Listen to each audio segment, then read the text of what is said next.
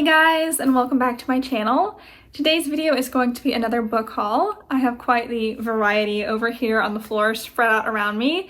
Some of them I did buy for myself, but a lot of them were gifted to me because I did just have a birthday. I turned 29, and in addition to books themselves, I also received some little items that I want to use to decorate my bookshelf. So at the end of this video, I'm planning to do a little bookshelf refresh. But let's go ahead and jump into the haul. I think I'm going to start with this little stack of books right here, which I picked up at a local used bookstore. So the first book I have is The Mystery of the Clockwork Sparrow by Catherine Woodfine. I know nothing about this except it is a middle grade mystery, and Lindsay from Books for Christian Girls recommended it and said it was great. So that was enough for me. I really trust her reviews. And as you may already know, I've been on a big middle grade kick recently. I have no idea why, because I never used to read middle grade, but I've been devouring them lately. And I always enjoy mystery novels, so yeah, I'm excited to read this. I think I'm going to try and read it in February if I can squeeze it in among my ever-growing TBR. Next, I picked up two more C.S. Lewis books. I got The Four Loves and Miracles, and as you can see, they match the ones I already have on my shelf, Mere Christianity and the Screwtape Letters back here. I have never read these books before, but I want to read all of C.S. Lewis's works, and I also had a goal this year to read a theology book every single month.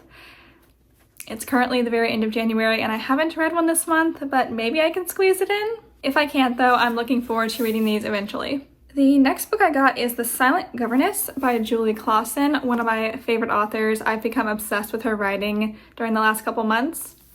And this is a historical novel, I think it might have some romance in it, about a girl named Olivia, I think, who works as a governess, and she overhears some sort of secret. So she's forced to go into hiding, or sort of hiding. She's forced to take up this new post at a different estate where she can be watched all the time. And I believe that's where the romance is going to develop. It's going to be like a forced proximity type thing. I don't know if I've ever read a forced proximity romance, so I'm not sure if I like that trope, but we're going to find out. The last book I got from my used bookstore was Between the Sound and the Sea, or Between the Sound and Sea by Amanda Cox. I've heard a lot of people raving about Amanda's writing recently. I believe Jane Reads just read The Edge of Belonging, I think that's the name of it, by Amanda Cox, and she said it was really good. So when I saw this author at my bookstore, I really wanted to check her out for myself. And this is a book about a girl named Josephina who lives in a small town on the North Carolina coast. I love books set in North Carolina because that's where I'm from and where I currently live. She lives in a lighthouse, and she finds a strange note that uncovers a secret about something in the town, a secret from the past, I believe. So she tries to uncover it, and she digs up all this history on everyone in the town. Sounds like it's going to be pretty interesting. It says there's going to be decades of rumors and legends to go through. I'm not someone who loves drama and tea in books, but this sounds like it's going to be pretty good, so who knows, I might be converted. Okay, that was it from my used bookstore. Next, I went to Ollie's.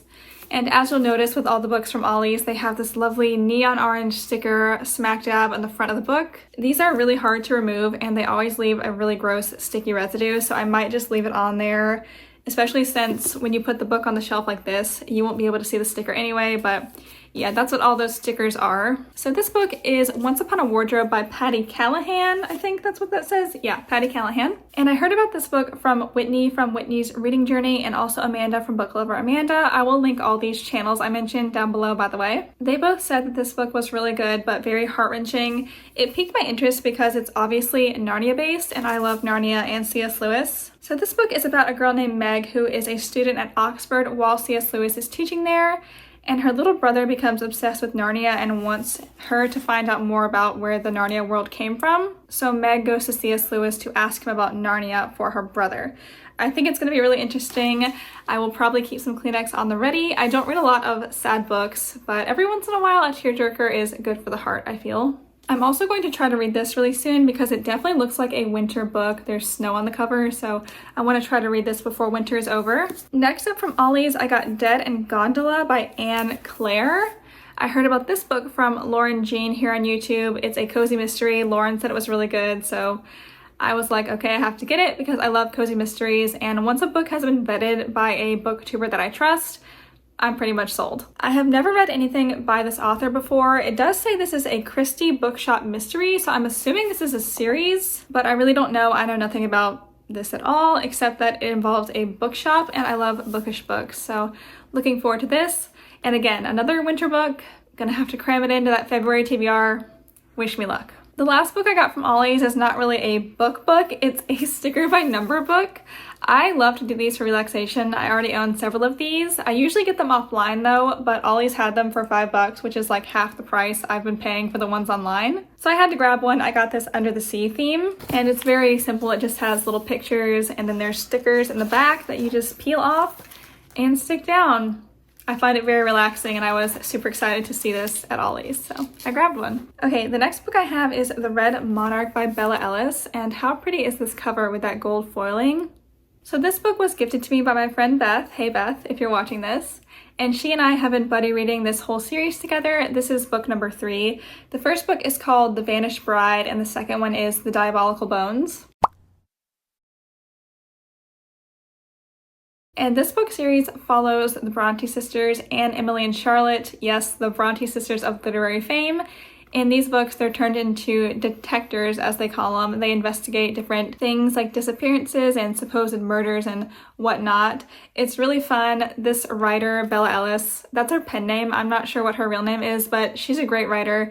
The books are very witty, very funny, but they do cover some darker topics, so I would check content warnings before you read these if you're sensitive to stuff like that. But Beth and I are going to buddy read this one. I'm super excited about it. Probably gonna try for this in February as well. I guess I'm gonna say that about every single book in this haul. Next up, I have 2 books that I got off Paperback Swap. I'm not sure how many of y'all are familiar with that website, but it's basically a website where you trade used books.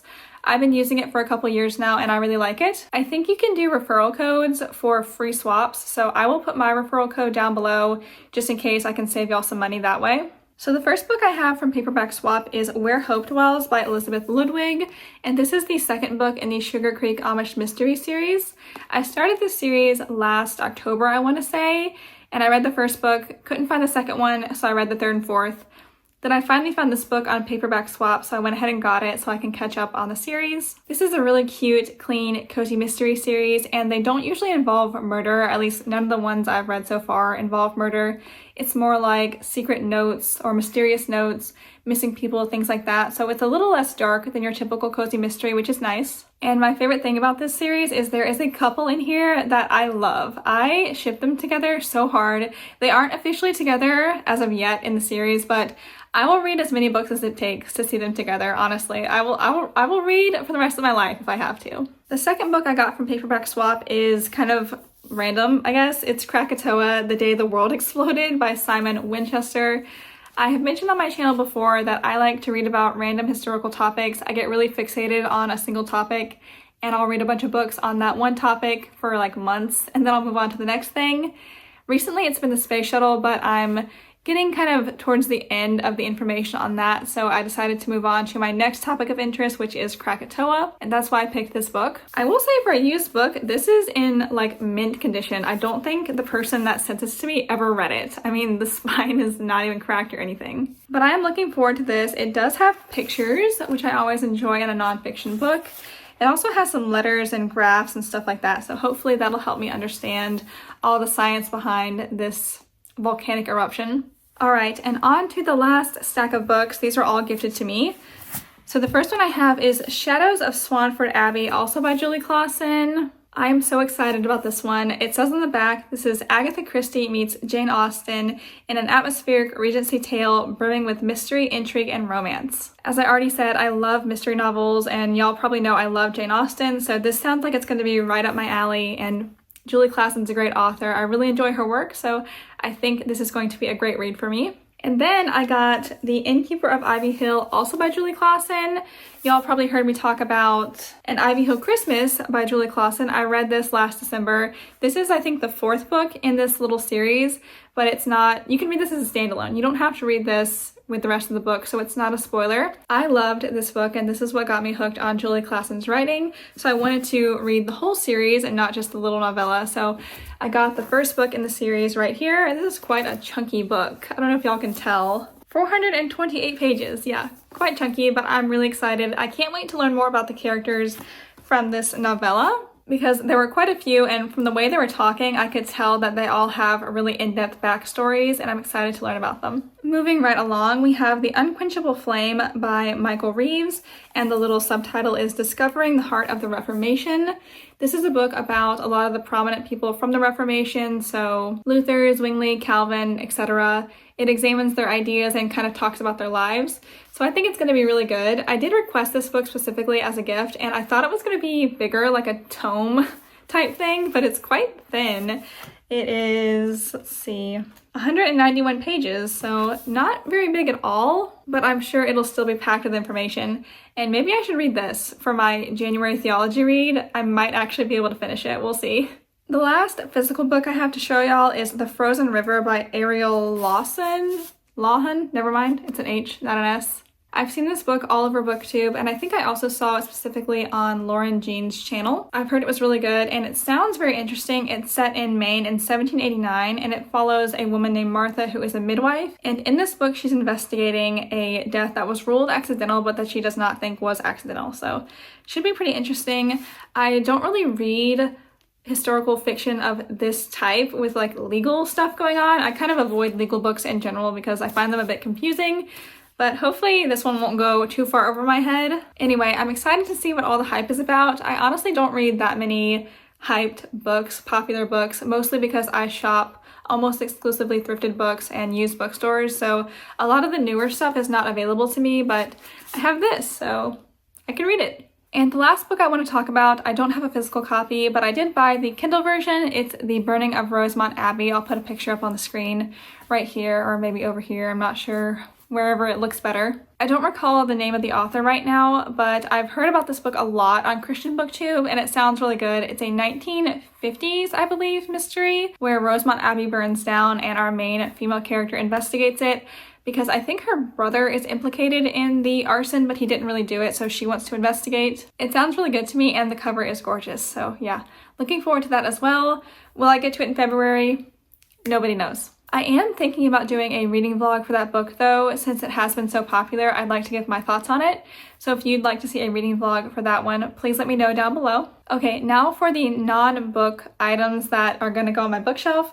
First up, Beth got me this bookmark along with the book that she got me. It's like, it looks like Beauty and the Beast themed. I'm not sure if it's supposed to be, but it really reminds me of the rose from that movie, and it's this gorgeous stained glass effect. So thank you so much, Beth. I also got this gorgeous mug with the pink handle. I love pink, in case you can't tell. I mean, you can see a lot of pink in the frame, but yeah, I love pink, and this mug is so pretty. And it also has a Bible verse on the cusp right there. It's Luke 12:27. Consider how the wildflowers grow. That's one of my favorite verses, and I think I'm gonna really like having that little reminder on this mug. When spring rolls around, I might switch out my mushroom mug for this flower one. I think that would look really pretty. Okay, and last up for bookshelf decor, my sister Ashley got me these 3 little bears to go on my shelf. In case you didn't know, I love bears. They're my favorite animal, and these are so cute.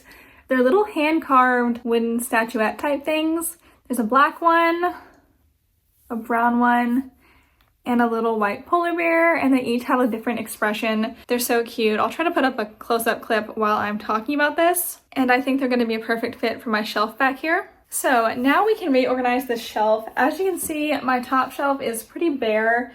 This is my main TBR shelf, and I did read most of my TBR books for January. The only one I didn't get to yet is The Old Curiosity Shop by Charles Dickens, and I think I'm gonna have to leave that for later on. I just haven't been in the mood to read that recently. But let me go ahead and clear this shelf off a bit, and then we'll talk. Okay, I left these 2 books because I do want to read them soon. The ones I took off are rereads, or except for this one. This one actually needs to go back up here. But these 2 and then the Wordsworth classics that I have right here are all rereads, so I don't really need them on this shelf. If I have room, I'll put them back, but I'm not gonna worry about it right now. Okay, so now we can start putting the rest of these books up here. I'm just gonna organize by size. That's the easiest for me.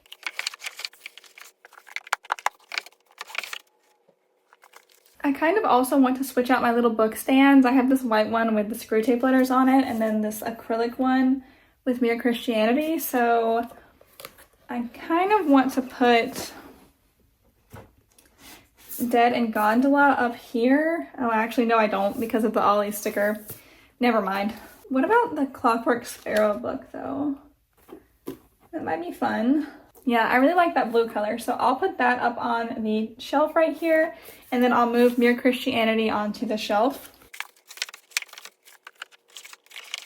Okay, I have a little bit of room left for these two books, so let's add them back.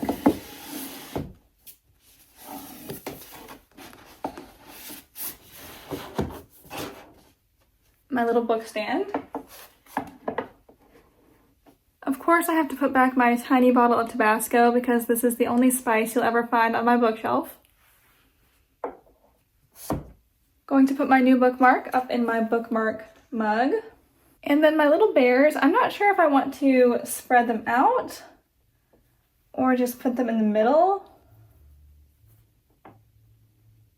I kind of love that with them just sitting here smiling at me, so I think I'm going to leave them right there in the middle. Okay guys, that is about all I have for today's video. I hope you enjoyed the haul and the mini bookshelf refresh. If you've read any of the books I mentioned before, please let me know what you thought, or if they're on your TBR, let me know.